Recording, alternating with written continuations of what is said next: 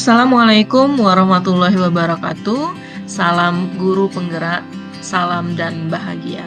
Saya Merlin Arianza SPD, calon guru penggerak Angkatan 8 SMPN 1 Talang Kelapa, Kabupaten Banyuasin. Dengan Ibu Fasilitator dan Pengajar Praktik, Ibu Nofti Dewita dan Ibu Mariati.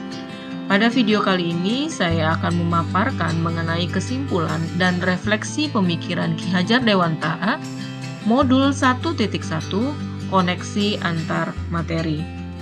Menurut Ki Hajar Dewantara, pengajaran dan pendidikan tidaklah sama. Pengajaran adalah bagian dari pendidikan.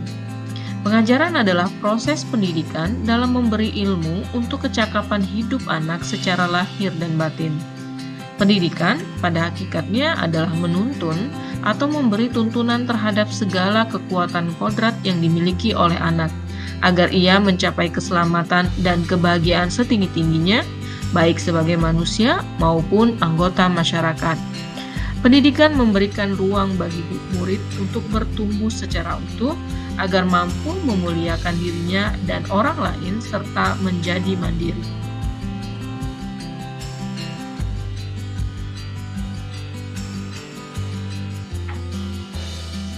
Sebelum mempelajari modul 1.1, pembelajaran yang saya lakukan adalah saya hanya mentransfer materi pelajaran saja, lalu ketuntasan dalam menyampaikan materi itu membuat saya lebih penting daripada memahami karakteristik murid, sehingga saya hanya melihat nilai dari aspek kognitif saja. Saya juga menganggap bahwa jika nilai murid sudah mencapai KKM, maka saya anggap pembelajaran sudah berhasil dan menganggap murid itu hanya sebagai objek pembelajaran saja. Dan pembelajaran berpusat pada guru atau teacher center. Sebelum mempelajari modul 1.1, pembelajaran yang saya lakukan adalah saya menganggap saya tidak peduli apakah murid sudah benar-benar paham atas materi yang sudah saya jelaskan, sehingga hanya meminta murid untuk menghafal materi saja. Maka saya sering merasa gagal jika murid tidak tuntas setelah melakukan penilaian atau evaluasi.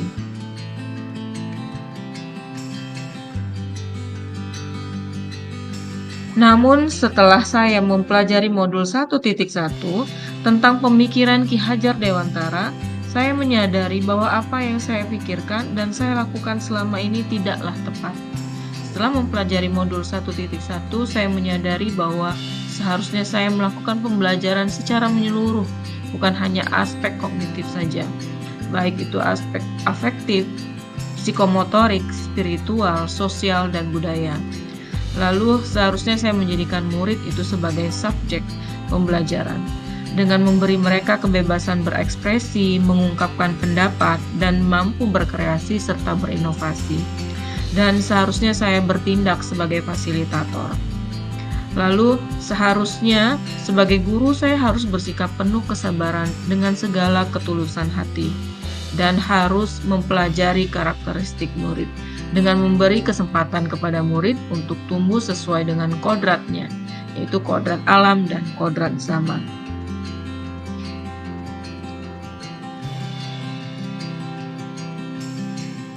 Yang dapat saya segera terapkan dalam pembelajaran di kelas, yaitu saya akan merancang pembelajaran yang interaktif dan menyenangkan dengan melibatkan murid sesuai dengan kebutuhannya. Lalu saya akan mencoba menerapkan pembelajaran abad 21, yaitu berpikir kritis, kreatif, berkolaborasi, dan berkomunikasi. Lalu saya akan mencoba menerapkan pembelajaran yang tidak lagi hanya bersifat menuntut, tetapi menuntun, sehingga tugas guru adalah memberi tuntunan arahan serta memberi teladan yang baik, baik itu perkataan maupun perbuatan. Lalu saya akan mencoba kembali mengenali karakteristik murid dengan menjalin komunikasi yang baik, sehingga akan tercipta proses pembelajaran yang berpihak pada murid, pembelajaran yang menyenangkan dan bermakna. Sekian video dari saya, semoga bermanfaat. Salam bahagia dan terima kasih Wassalamualaikum warahmatullahi wabarakatuh.